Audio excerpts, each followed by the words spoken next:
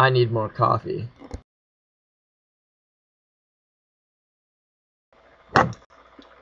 It's about 1:45 in the morning. Just finishing up some studying, or at least trying to right around now. I have about 20 more pages to study, but it's fresh out of Starbucks, and this stuff's really what keeps me going and gets me through my study hours. So I'm gonna head over to Starbucks before they close to get some more caffeine in me. Armandillo, like many other college students, routinely uses caffeine in his everyday life. From sodas to double-shot espresso, college students rely heavily on caffeinated drinks to make it through the day. Coffee has squeezed its way into the lives of students trying to gain that extra ounce of concentration or a few more hours of study time. Unfortunately, many of these college students are unaware of the dangers of high caffeine-based lifestyles. In a report by Dr. Sanjay Gupta, 170 million Americans are addicted to caffeine and feel sick when they don't get their daily fix. But how does anyone let it go to that stage? My daily lifestyle involves a lot of caffeine intake. For example, in the morning on my way to class, I like to enjoy a nice Starbucks. It's warm and it gets me going for the day. Then during lunch, I often drink a Pepsi, another very high caffeinated product. And then usually on my way back from Twing, I'm slow after class, so I grab a Red Bull at Twing to kind of help me get through the rest of the night.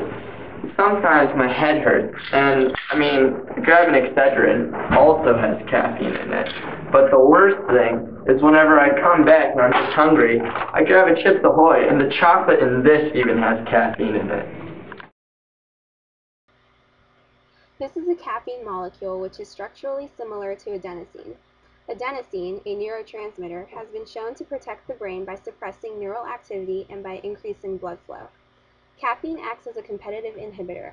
It rapidly crosses the blood-brain barrier that separates the bloodstream from the interior of the brain. Caffeine molecules bind to adenosine receptors on the surface of cells without activating them.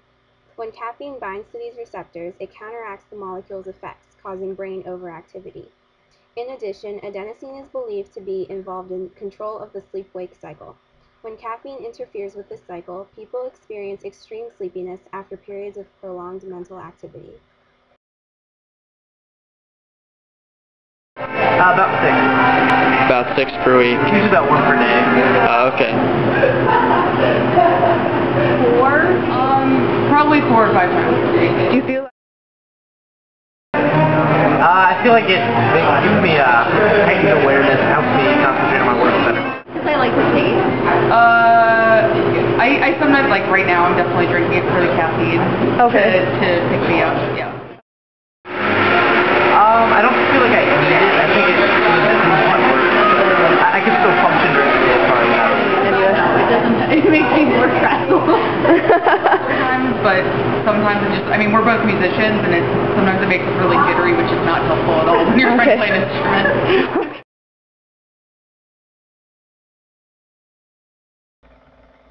While caffeine is best known for its wake-up effect, there are several other side effects which are experienced as a result of caffeine intake. Overall, caffeine mildly stimulates the nervous and cardiovascular systems. It affects the brain and results in elevated mood, decreased fatigue, and increased attentiveness, so a person can think more clearly and work harder. It also increases the heart rate, blood flow, respiratory rate, and metabolic rate for several hours. Caffeine is a relatively safe substance, which when taken in moderation can have positive effects. Caffeine is an ergogenic substance, meaning it can increase the capacity for mental or physical labor. However, if overused, caffeine can have negative and dangerous effects. When large amounts of caffeine are consumed, especially over an extended period of time, one can develop a condition known as caffeinism. Caffeinism usually combines caffeine dependency with a wide range of unpleasant physical and mental conditions, including nervousness, irritability, anxiety, insomnia, and headaches. A study in the British Journal of Addiction concluded that caffeinism, although infrequently diagnosed, may afflict as many as 1 person in 10 of the population.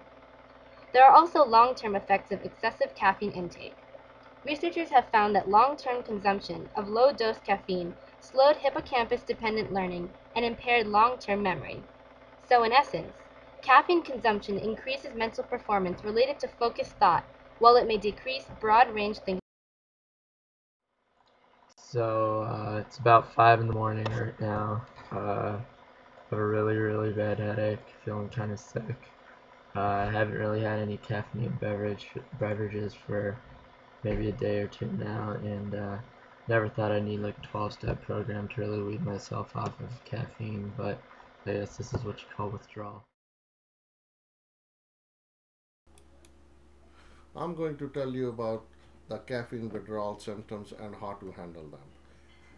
As you drink a lot of coffee and consume a lot of caffeinated beverages, your body becomes used to a high level of caffeine.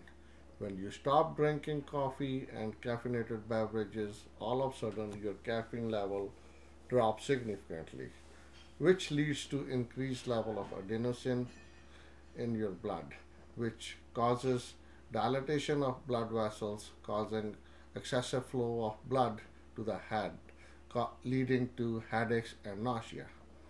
It also causes a problem with your mood because of reduction of serotonin levels. You feel these withdrawal symptoms for few days, but by taking a couple of aspirins a day would help you with the pain and help you getting over with these withdrawal symptoms.